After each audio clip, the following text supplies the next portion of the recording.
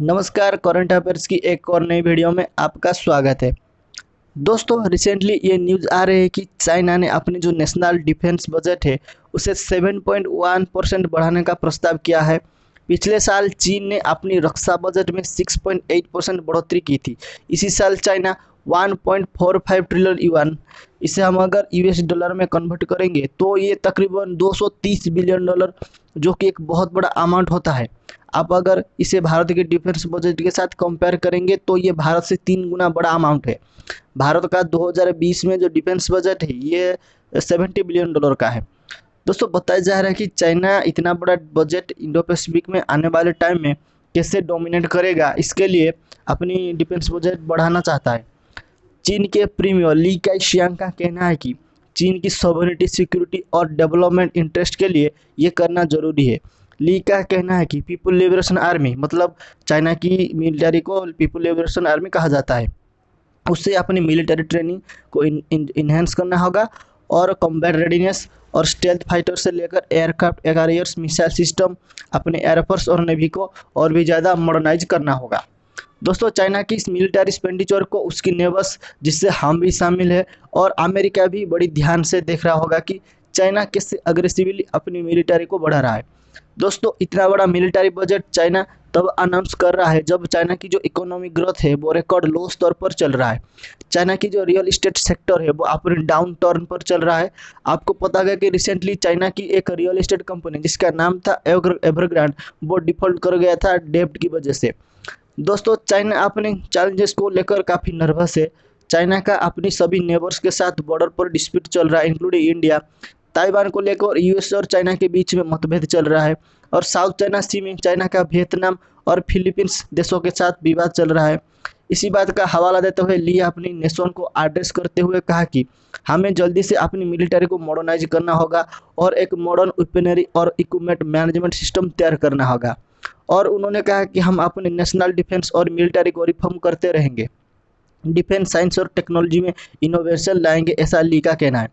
Government at all levels, मतलब government के हर स्तर पर डेवलपमेंट ऑफ नेशनल डिफेंस और आर्म्ड फोर्सेस को स्ट्रॉन्ग सपोर्ट करना होगा, ये ली का कहना है।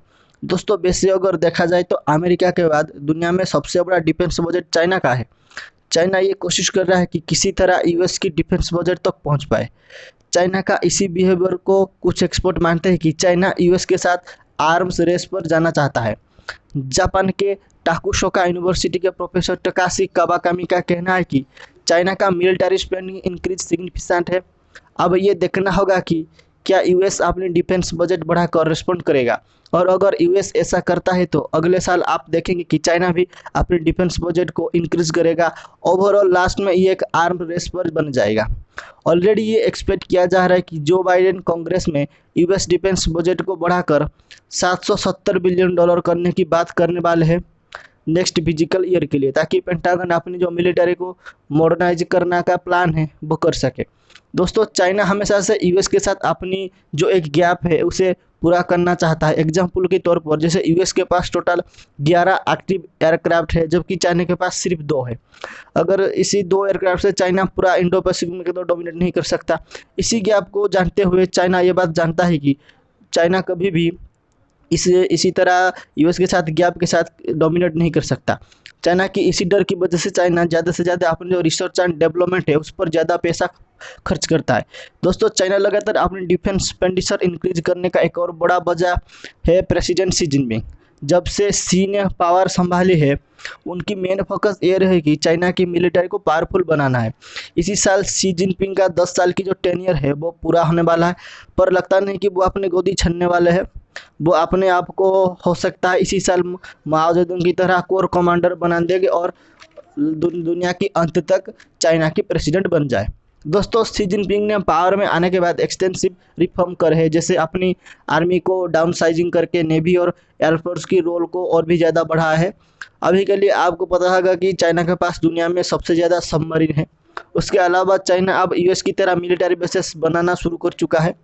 चाइना अफ्रीका में श्रीलंका की हम्बनटोटा पोर्ट 99 साल के लिए लीज पर ले लिया, जिसे आपको पता ही होगा, मिलिट्री बेस, नावल बेस बनाने के लिए। और अरेबियन सी में पाकिस्तान की ग्वादर पोर्ट जो है उसे भी नावल बेस बनाने के लिए चाइना काम कर रहा है।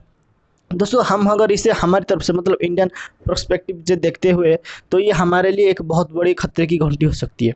चीन जैसे जैसे अपनी मिलिट्री को मॉडर्नाइज करने का कोशिश करेगा, वैसे ही वो एलएसी में अवैध घुसपैठ करने की कोशिश करेगा। भारत को इंडियन ओशन में आने वाले दिनों में चाइना की तरफ से तो ये तो 100% कन्फर्म है कि और भी ज़्यादा चैलेंजेस देखने को मिलेगी। इसके लिए हमें भी अपनी जो मिलिट्री है उसे मॉडर्नाइज करना होगा, अपनी नेवी को और भी ज़्यादा स्ट्रॉन्ग करना होगा, और भी ज़्यादा सबमरीन्स बनाने होंगे। हमारा जो एयरक्राफ्ट बनाने की नशा है उसे छोड़कर ज़्यादा से ज़्यादा सबमरीन्स के ऊपर ध्यान देना होगा। और आखिर में हमारा जो डिफेंस बजट है उसे हमें बड़ा करना ही होगा, $100 बिलियन तक ले जाना होगा। तब जाके हो सकता है कि हम चाइना के साथ कंपटीशन में रहेंगे, वरना चाइना जिस तरीके से अपनी आर्मी और मिलिट्री का बढ़ा रहा है, हम उसके सामने टिक नहीं पाएंगे। आज के लिए इतना ही, मिलते हैं अगले वीडियो में। जय हिंद।